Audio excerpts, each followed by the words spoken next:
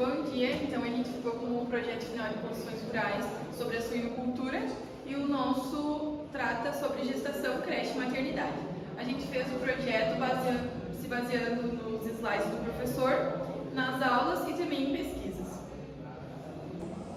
Bom, com relação à introdução, a suinocultura é uma atividade agropecuária que se ocupa da criação e produção de suínos. Teve grande crescimento no Brasil nos últimos anos. É sempre importante levar em consideração o manejo correto e eficiente, que vai ser um fator determinante no sucesso da produção da criação. Bom, o manejo envolve uma série de cuidados, desde a escolha e a aquisição dos animais até o abate e comercialização da carne. É importante destacar que a suinocultura é uma atividade que exige planejamento e organização, além do autocuidado higiênico com relação à execução das atividades.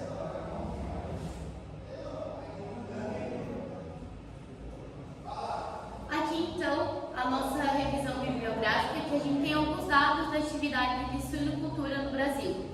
Aqui, então, a gente tem que o Brasil é o quarto maior produtor mundial de carne suína, com uma produção estimada de 4,80 milhões de toneladas em 2022. E de acordo com dados da Campanha Nacional de Abastecimento CONAB, nesse ano somente a China, a União Europeia e os Estados Unidos deverão produzir mais carnes suínas que o Brasil. E o Rio Grande do Sul é responsável por 21% da produção nacional. Ele fica atrás somente do estado de Santa Catarina.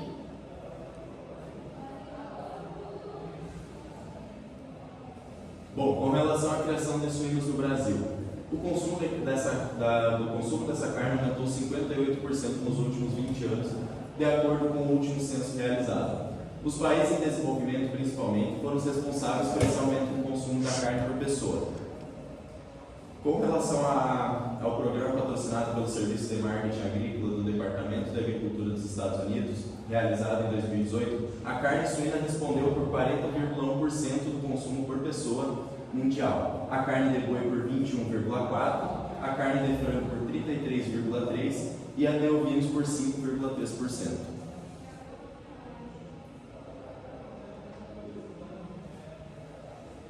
No mundo, então, de acordo com o Gonçalves, 2006, a suinocultura brasileira cresceu significativamente nos últimos anos. E esse fato é percebido quando analisamos aspectos econômicos e sociais, como a exportação e a participação no mercado mundial e o número de empregos. A criação de suínos, então, passou a ser explorada de forma mais econômica e produtiva. Evoluiu a técnica e no modelo de coordenação das atividades. E como a gente já tinha falado anteriormente, o Brasil está sendo o quarto maior produtor e exportador de carne suína no mundo.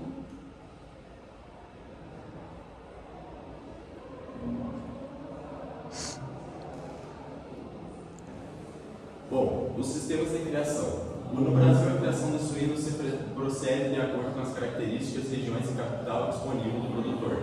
Existem três tipos de sistemas de criação. O extensivo, ou a solta, que é o sistema muito observado em pequenas criações de suínos, não seguindo a melhor regulamentação possível, porém é o mais comum de se encontrar. O sistema semi-extensivo e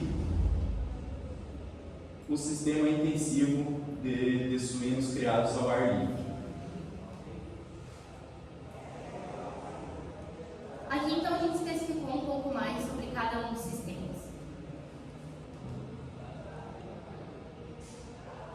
Então, como foi proposto para nós, a gente especificou mais a nossa parte, que são as fases de criação, que seria a gestação, que é definida como um período que vai desde a fecundação do óvulo até o parto. A nossa segunda etapa também, que é a maternidade, que é o período, então, que precede a gestação, sendo de extrema importância para a conduta reprodutiva devido às necessidades higiênicas e logísticas que devem ser seguidas nesse processo. E, por fim, a etapa da creche, que é os suínos, logo após o período da maternidade, perto dos seus 30 dias de vida.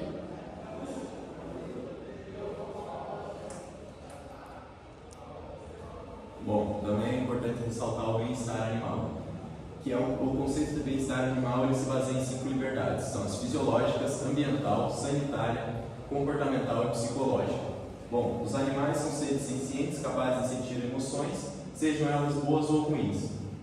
Por conta disso, é importante sempre ressaltar o bem-estar animal para poder proporcionar a maior produção na criação. Aqui então a gente tem as características gerais da nossa obra, que são os dimensionamentos da pocilga, que vai ser explicado um pouco melhor nas plantas então com os nossos colegas. Então a localização da pocilga e a demarcação da obra, ela foi construída na propriedade de João Carlos Ortiz, na comunidade de São Luca, na ponte São Bento, no interior de Soledade.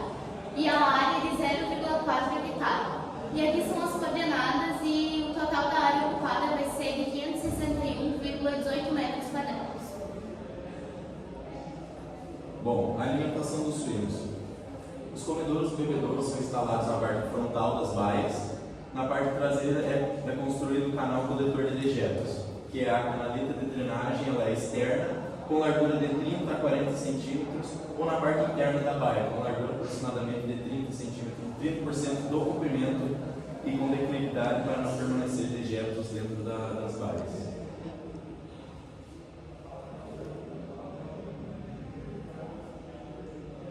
Bom, o tamanho da baia vai depender do tipo do animal, do tipo de contenção e da fase que ele se encontra. As medidas individuais das baias para fêmeas gestantes são de 1,12 a 1,20 metros. Para celas paredeiras, sugere-se uma área mínima de 4,32 metros quadrados, compreendendo espaço para matriz com 0,60 metros de largura por 2,40 de comprimento. E o espaço para leitões com 0,60 metros de largura para cada lado do espaço da matriz por 2,40 metros de comprimento. Para a baia convencional, sugere-se a formatação retangular de 6 metros quadrados por animal, incluindo bebedouros, comedouros e protetor contra esmagamento de leitões. A altura contra os esmagamentos deve ser de 0,20 metros. Na fase de creche, que é o desmame até 25 kg, as medidas são de 0,18 a 0,25 metros quadrados por animal. Então, a reutilização de dejetos na suinocultura é uma prática que visa minimizar os impactos ambientais e promover uma sustentabilidade no setor. Essa abordagem, então, envolve a transformação dos resíduos gerados pela criação de suínos em recursos úteis. E existem várias etapas envolvidas nesse processo de reutilização de dejetos na suinocultura. Aqui a gente cita, então, cada uma dessas etapas. E com relação às paredes e pisos utilizados, tanto na construção geral do galpão como das baias.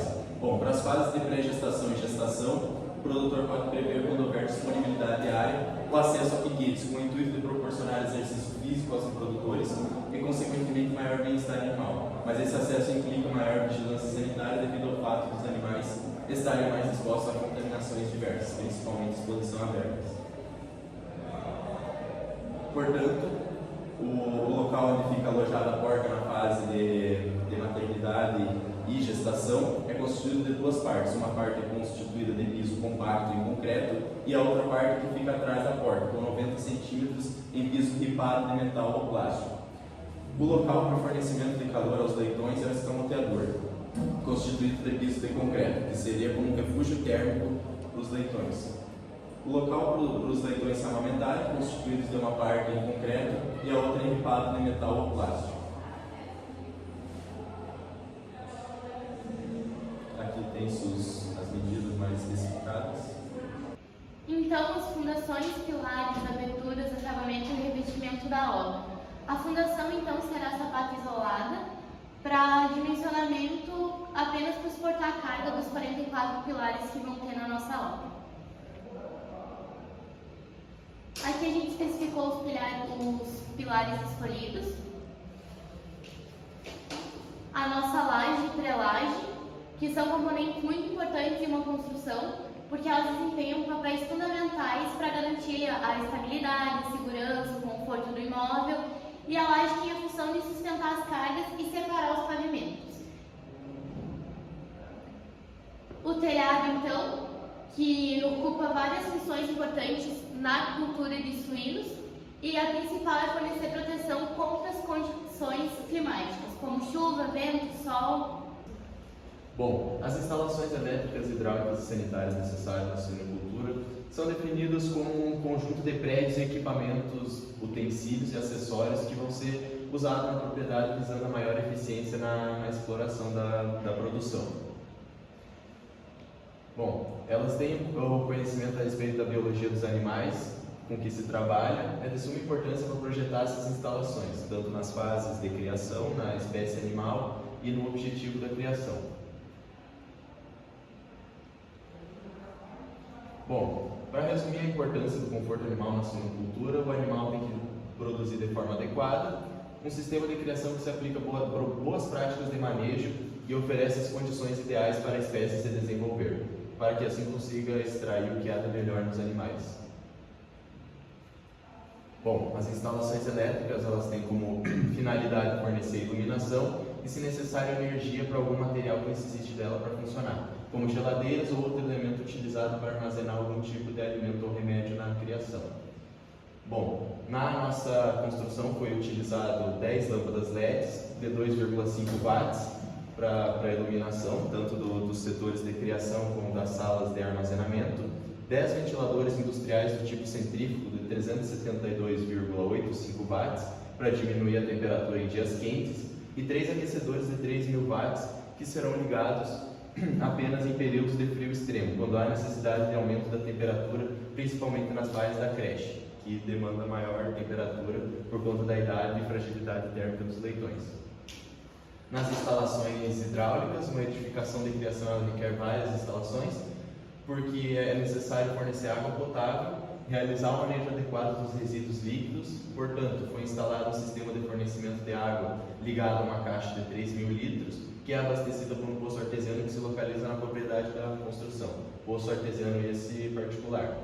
Foi instalado também um sistema de drenagem para evitar a proliferação de doenças e manter a higiene das baias. Essa água residual ela vai ser depositada em um reservatório e será conduzida por um sistema de esgoto até a estação de tratamento.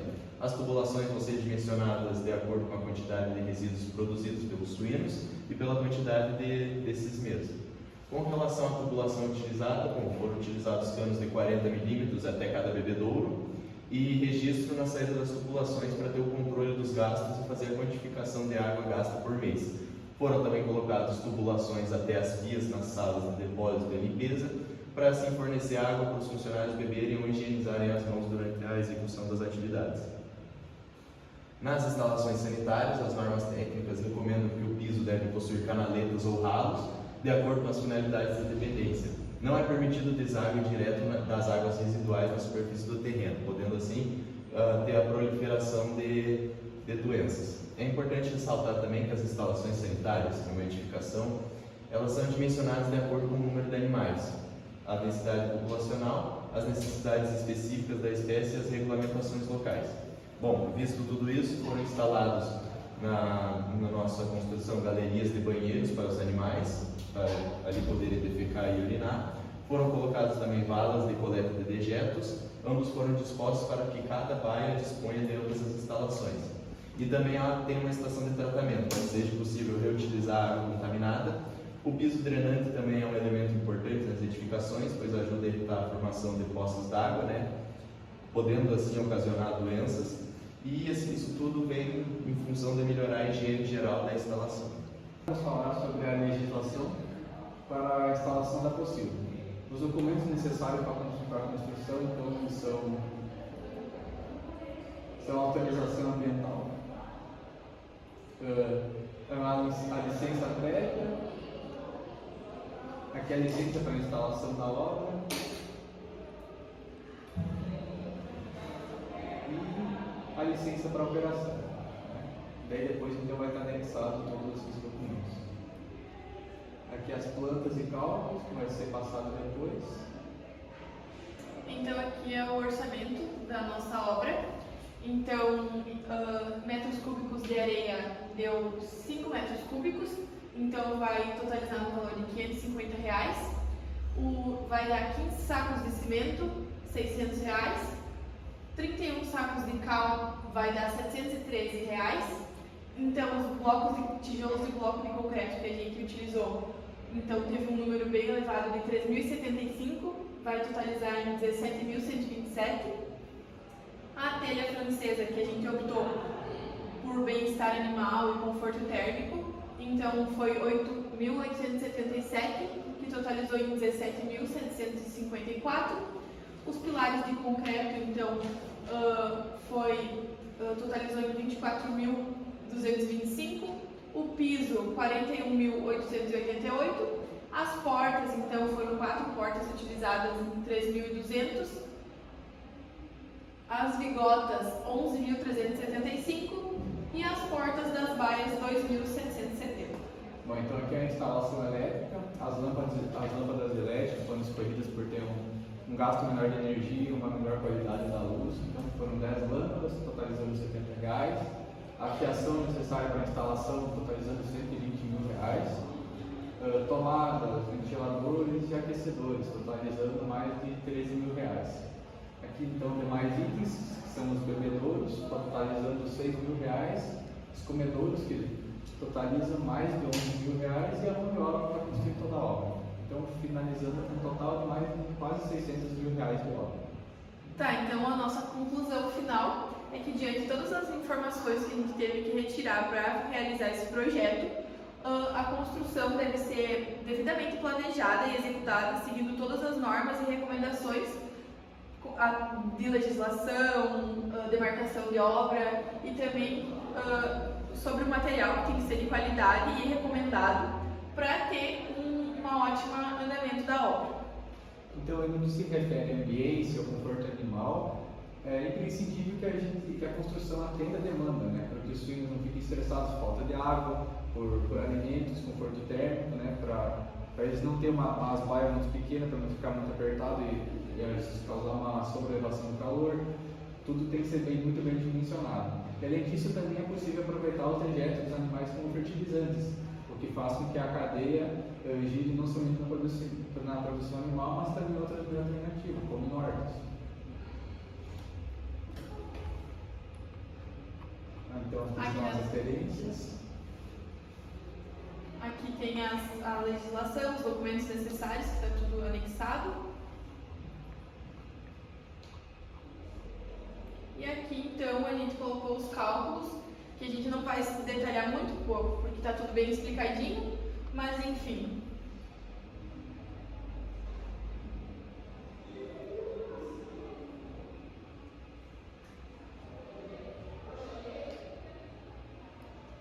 Então, aqui as nossas plantas. Essa é a planta de situação e planta de localização, onde vai ficar situado o nosso galpão de suinocultura. Então, vai ser em Soledade, aqui está a demarcação, e ali a demarcação da área total, e ali seria onde ficaria o galpão. O galpão então vai ser construído no sentido leste-oeste, pela questão do sol, né, para a gente ter um maior conforto térmico. Aqui então a gente tem a nossa planta baixa. Então a gente resolveu separar em creche, maternidade e gestação. Então a gestação aqui ela é composta por gaiolas de 0,6 por 2,2 e as baias de gestação e maternidade, de creche e maternidade são de 2,5 por 2,5. A gente também optou por fazer dois compartimentos aqui, um de depósito e um de limpeza, para guardar materiais e para higienização toda vez que for entrar no galpão. A gente também colocou aqui, então, aqui tem uma porta de entrada principal, aqui tem a porta para a entrada dos animais. Então, os animais entram aqui e vão sendo direcionados para cada uma das suas baias. Nosso galpão, então, ele ficou com 60 metros de comprimento e 7,5 metros de largura. Tendo em vista que na revisão geográfica que a gente fez, o indicado para o nosso clima aqui no Rio Grande do Sul é a captação de galpões até 10 metros de largura, então por isso ficou com essas dimensões. E a gente deixou esses corredores de 2,5 para ficar mais organizado e separar então as diferentes fases as diferentes fases de criação dos animais. Isso. Aqui é a fachada lateral, então, que está mostrando como é que vai ser o galpão pela vista lateral. Vai ter uma parede de 1 metro, né? Não vai ser uma parede inteira. O pé direito de 13,5, aqui mostra mostra a portinha e aqui seria um depósito. E aqui então por final a planta de cobertura que seria como vai ser visto de cima do galpão. Com uma inclinação de 32%. E as telhas então a serem utilizadas são cerâmica tipo francês. Então, como conclusão final do nosso projeto de suinocultura, a gente agradece que, apesar de todas as dificuldades, a gente conseguiu dar o nosso melhor para fazer o projeto e espera que tenha conseguido contemplar o que foi proposto. A gente encontrou bastante dificuldade por nós sermos de cidades diferentes, fazer outros horários de disciplina, então isso dificultou um pouco que a gente conseguisse se encontrar mais vezes e realizar o projeto todos juntos no mesmo tempo. Bom, com relação a esse desencontro das disciplinas ali, dos horários, foi um fator agravante, porque às vezes um estava disponível para fazer tal parte do projeto, mas precisava da ajuda e complemento do outro, e esse estava em aula, e acabou dificultando um pouquinho na hora da elaboração e da parte escrita e dos cálculos também. E vale ressaltar também que a gente tinha um integrante de grupo a mais, porém que a gente designou uma parte do projeto para ela fazer, só que ela nunca deu retorno para nós e não comparecia nos dias que a gente marcava para fazer alguma coisa, e por isso então o nosso projeto acabou ficando com umas partes que estão erradas, né? A gente tem consciência disso, só que a gente recebeu essas partes somente hoje, então já ficou tarde para a gente conseguir ajeitar tudo. Essa talvez tenha sido uma das nossas principais dificuldades também.